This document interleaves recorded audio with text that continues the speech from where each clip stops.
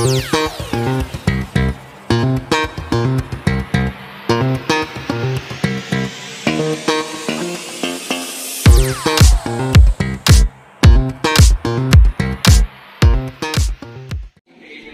ayun na nga po, no, ito yung update ng ating pinapagawang upgraded na loft.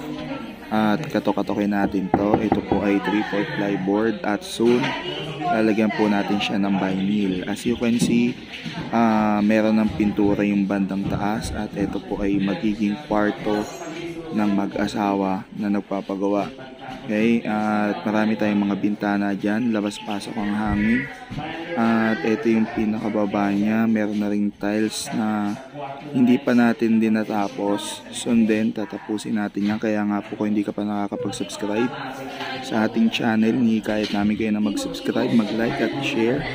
At syempre, huwag niyo rin pong kalimutan pinutin yung notification bell para po at least ay updated kayo dito sa aming mga vlog. Yan, para po makita nyo rin yung pagtatapos ng bahay na ito. Okay? Kasi pagka po sa sinabing low budget friendly, kaya po hindi natin to in-slab. Okay? Ginawa lang natin tubular tsaka 3/4 plyboard ang pinaka-flooring natin para at least mas makatipid, mas matibay rin naman to mga ka-budget meal, no?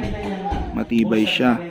At etong mga railings natin ay soon pipinturahan rin natin yan ng color black. Hindi ko po alam kung ano yung gusto ng nagpapagawa, pero eto na, no, gawa na yung pinaka stairs natin.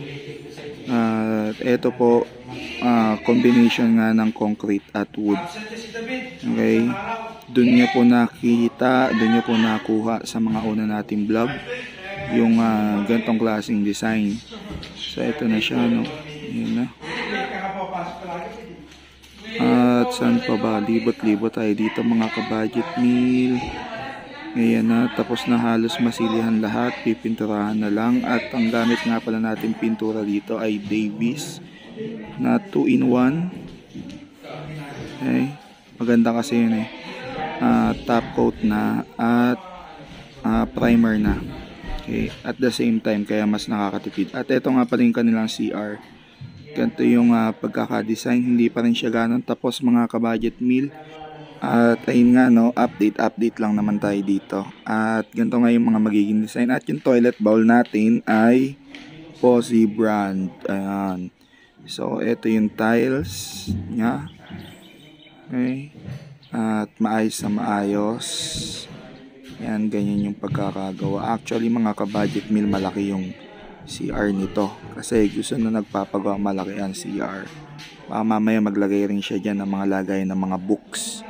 Yan, kasi habang dumudumi, habang nagre-relax, ay pwedeng magbasa-basa. At ito nga pala yung kanilang kitchen.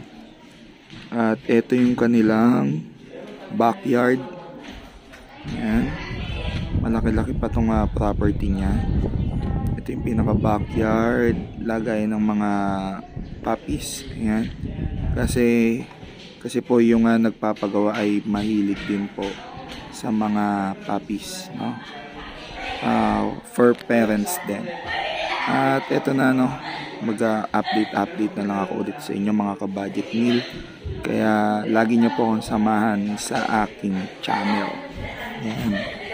At soon matatapos din natin itong mga gantong projects at makikita nyo yung finished product natin mga ka-budget meal.